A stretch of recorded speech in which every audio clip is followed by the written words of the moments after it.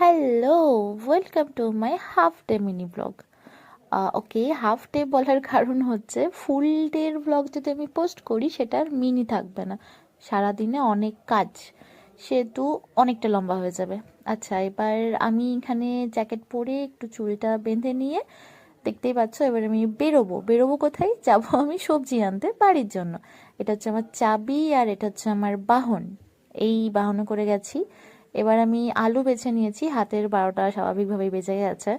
তারপর আস্তে আস্তে আমি দেখে নিয়েছি মূলো। আমার মা মূলো শাক খুব সুন্দর কিন্তু রান্না করে। তারপর আরও অনেক সবজির সাথে করলা নিয়েছি, করলার সঙ্গে সঙ্গে নিয়েছি আমি ক্যাপসিকাম, যেটা আমার খেতে ভীষণ ভাল লাগে। তার সঙ্গে টমেটো নিয়েছি, টমেটো ছাড়াও আরও অনেক রকম সবজি নিয়ে আমার ব্যাগটা পুরো আমি ভর্তি করে নিয়েছি। এই ব্যাগ নিয়ে আমি যাব আরেকটা দোকান, যেখানে নেব এই বিস্কিটটা আমার বাড়ির সামনের পেহারাদারগুলো